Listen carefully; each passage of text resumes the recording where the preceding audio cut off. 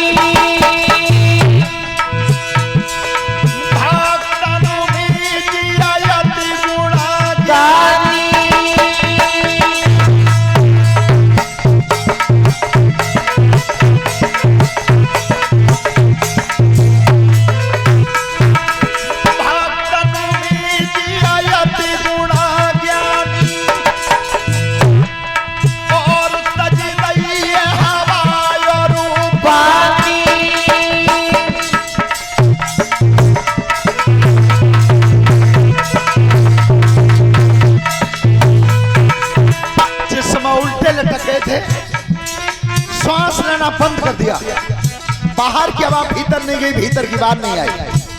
क्या अरे हवा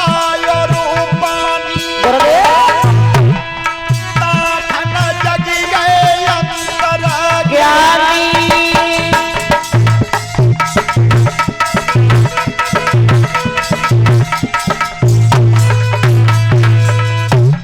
भगवान विष्णु का आसन हिला था ध्रुव की भक्ति से। ध्यान रखना, अंतिम प्रयास था और तब भगवान चले हैं। जिस समय चले हैं ध्रुव जी के पास आए किस तरह से, सभी बोलेंगे ताली बजाते हुए,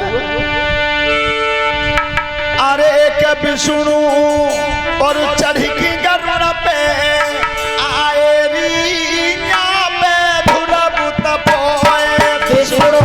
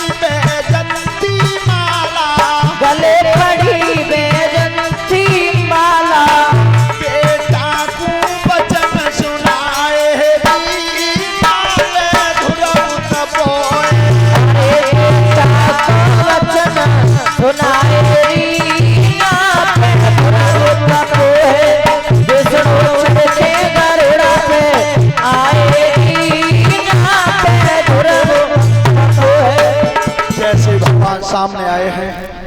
तब कहीं बेटा ध्रुव पलक खोल के देख ले, मैं तेरे सामने खड़ा हूं। क्या आप ही समुद्र ऋषि हैं, संसार के स्वामी आप ही हैं? हाँ बेटा मैं ही हूं। बेटा ध्रुव, तेने मेरे नाम के पीछे इतना कष्ट उठाया तो तेरी इच्छा हो सो मांग ले, मांग ले। तो ध्रुव ने कि प्रभु अगर देना चाहते हो तो मांगूंगा, जरूर जरूर मांगूंगा। लेकिन क्या मांगा?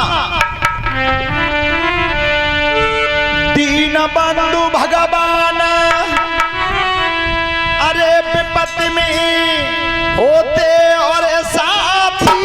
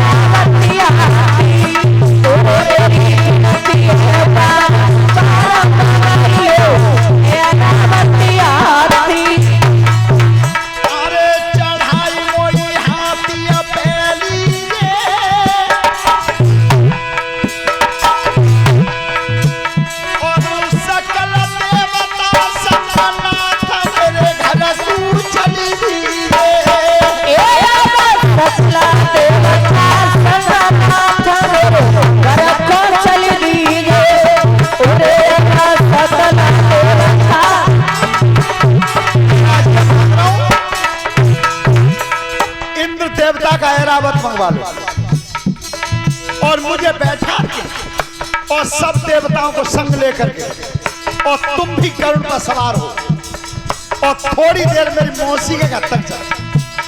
बस ये महाराज और कुछ नहीं चाहिए।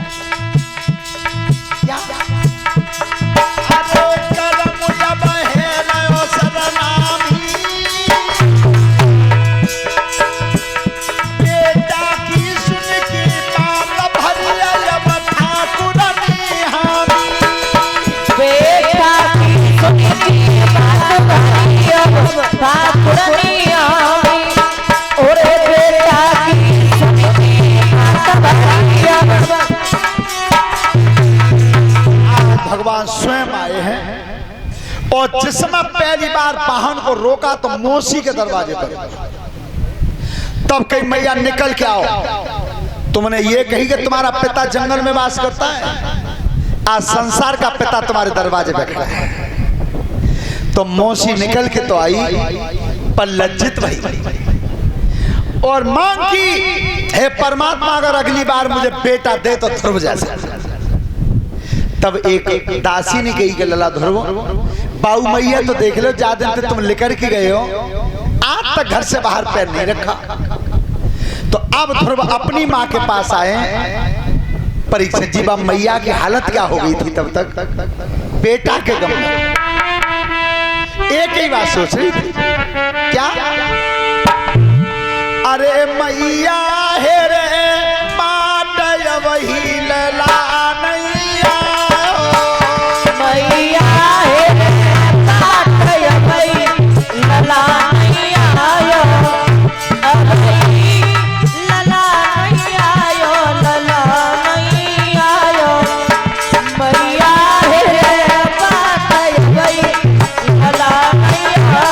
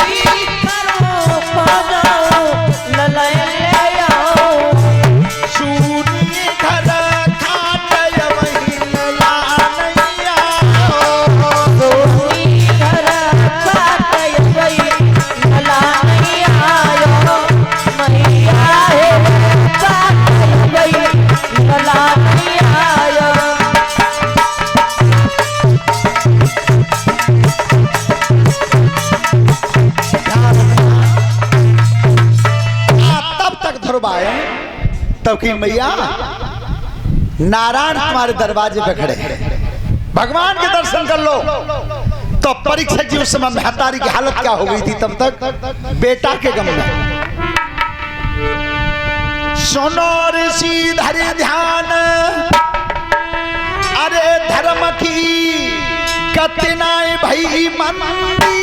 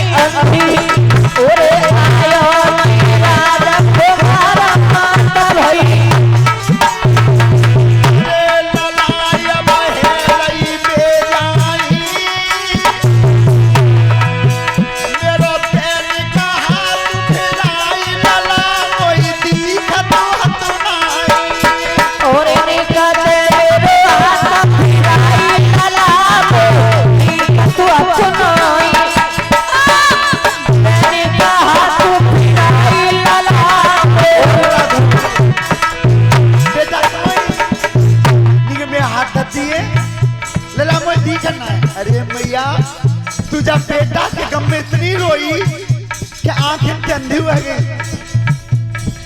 एक बात जीवन में ध्यान रखना, बेटा के गम में बहुत माताएं मर गई हैं, लेकिन आज तक किसी महतारी के गम में कोई बेटा नहीं मरा। माँ की ऐसी आत्मा होती है। ओ लला, बेटा ने कहा अरे मैया तू बहुत रोई है। क्या कैसा भक्त और कैसी भक्ति थी। अरे हाँ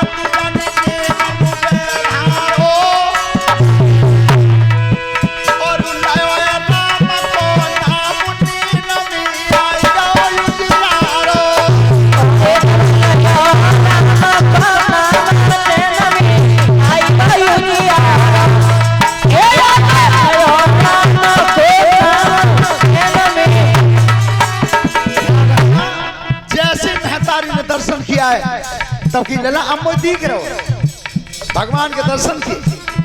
और तब संसार के स्वामी कह रहे हैं बेटा ध्रुव तू कह दे तो अब हम जाएं।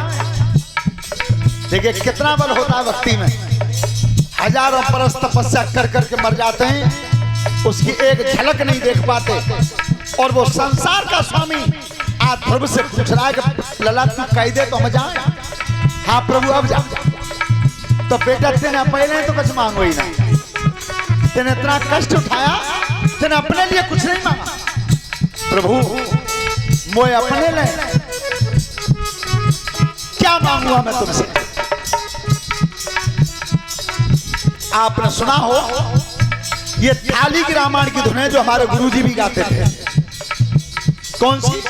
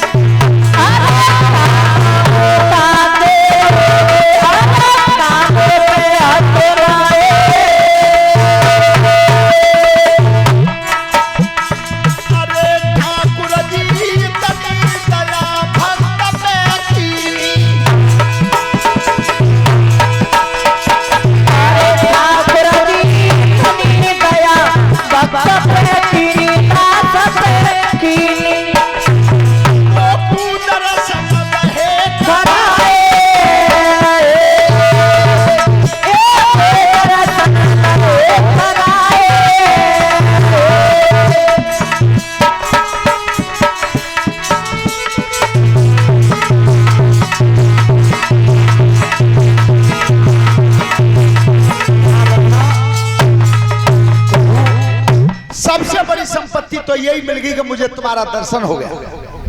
लेकिन बेटा ध्रुव फिर भी मैं आज तुझे वो दूंगा जो आज तक मैंने किसी को नहीं दिया। 36,000 बरस तुम राज करोगे अयोध्या में।